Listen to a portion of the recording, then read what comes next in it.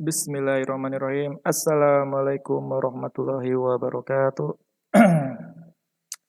Good morning, student, and come back with me again, Ustaz Subi as your English teacher. And as usual, before we start our lesson, let's reciting Basmalah together. Bismillahirrahmanirrahim. And I hope all of you feel fine, great, excellent, and fantastic for this rainy days. Ya, hari ini sedang hujan di Semarang. Oke, ini meeting ke-14 or 15 ya. Dan ini untuk kelas 9 di SMP IT Bina Insani. And this is what did we learn last week? Not last week actually, but previous study. Nah, sebelumnya kita udah belajar tentang procedure text, reason for learning English, and label. Nah, ini 3 main topik di pertemuan-pertemuan sebelumnya. Apa namanya? I will give a feedback more. Kayaknya untuk procedure and label ini harus lebih banyak penjelasannya. Untuk yang procedure text is instruction that contain the following step to do, make or use something. Nah, kalau procedure berarti that is instruction, maksudnya langkah-langkah untuk membuat sesuatu. Misalnya, you buy some noodles in Indomart misalnya, and you want to cook. And after you read the instruction and you just follow the instruction. Nah, that's is procedure text. Nah, or you want to make a cake, Black Forest cake misalnya. Ada bahan-bahannya kayak misalnya coklat, flour, egg, margarine, terus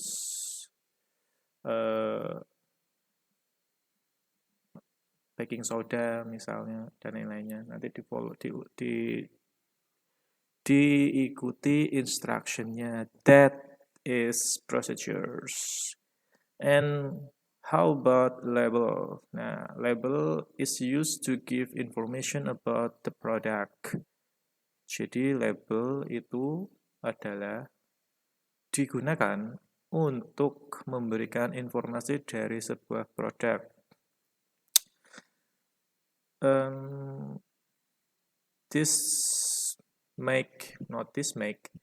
Biasanya this is usually at the back of the product, di belakang produknya. Kalau di depan kan biasanya itunya nama produknya. Misalnya nama produknya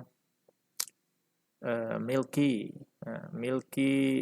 Tea, misalnya Milky Tea. Di belakangnya itu ada labelnya, information fact-nya, misalnya ada sugarnya, ada milk-nya, terus ada fat-nya, terus ada pengawetnya misalnya, dan lain-lainnya. That is label. And label is not also for food, but it contains atau it contain for medicine atau drug atau obat-obatan. Misalnya di belakang kapletnya itu ada komposisinya apa, ingredients apa. Misalnya I don't know kalau medicine. Nah, di situ. Dan kalau medicine biasanya ada caranya menggunakannya, how to use atau how cara-cara untuk membuat cara-cara untuk meminumnya. Misalnya 1 kali sehari, 2 kali, atau 3, misalnya sehari sekali, sebelum atau sesudah makan, dan lain-lainnya. That's label in medicine.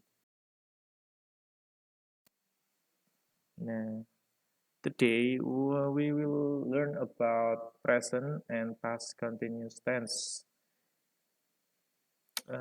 This is the tenses that you make face in 9th grade. When you were in 8th grade, you had already known about present and present continuous. Present and past tense. Nah, biasanya di kelas 8 udah belajar present sama past tense. Nah, di sini itu satu tingkat naik, yaitu present and past continuous. Nah, gimana sih rumusnya? Nah, inilah rumus. Dan penjelasannya also. Present continuous dulu. Present continuous is used to describe action that are happening now or present. Nah, present continuous itu digunakan untuk mendeskripsikan aksi-aksi yang sedang terjadi sekarang dan aksinya itu masih berlanjut. Dan formulanya itu ada subject, to be, and verb ing. Nah, to be di sini yang 3 is am, are. Misalnya, she is reading a book. Dia sedang membaca buku. Nah, aksinya ini masih berlangsung di present atau sekarang.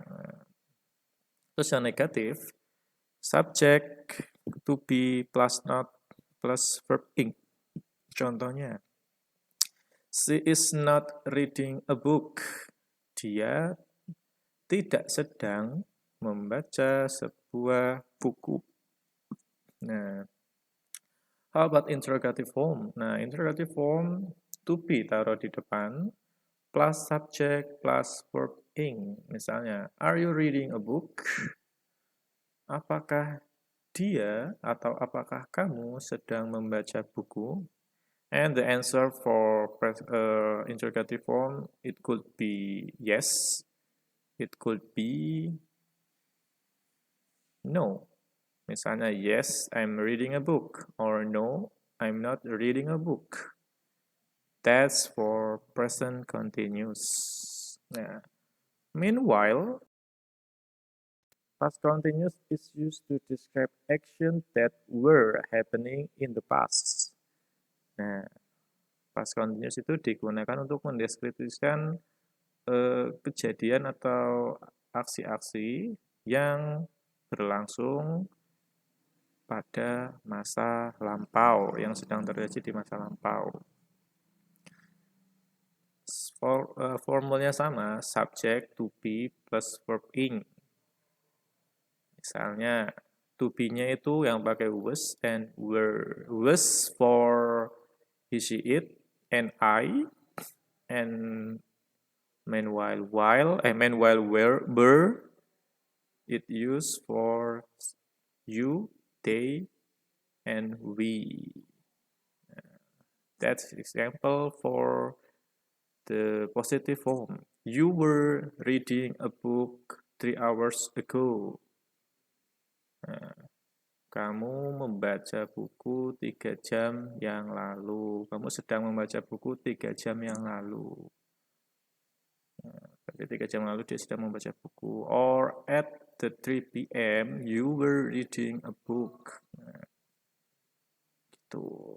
Terus yang negatif, subject, to be, was, or were, not, plus verb ing. I was not cutting a cabbage. Dia tidak sedang memotong kubis. Nah, kejadiannya itu udah lampau. Nah, sekarang mungkin sekitar tadi malam, 2 hari yang lalu, atau yang lainnya. Interrogative. Sama seperti yang present continuous, to be plus subject plus verb ing. Were you reading a book? And the answer make be yes or no. Tinggal dilihat aja to be-nya itu was atau were. Karena itu pakainya you. Were you reading a book? Yes. Oh, itu bukan we ya, sorry. It should be you. Yes.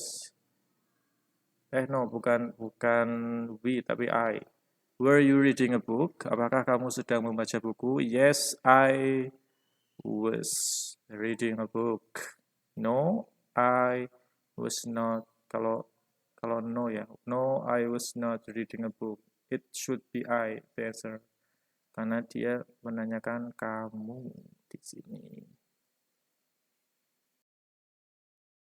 That's it for today. Thank you very much. And this is,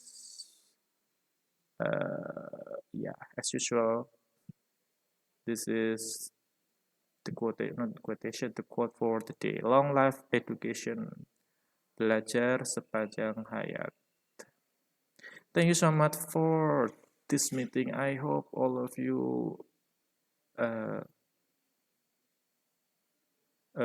add some knowledge, horizon, and etc. Let's close our meeting by resetting kafirul majlis together. Subhanakallahumma wa bihamdika asyhadu an la ilaha illa anta astaghfiruka wa atubu ilaik. Okay, thank you so much. Adios, you caramelos, and see you soon. Wassalamualaikum warahmatullahi wabarakatuh.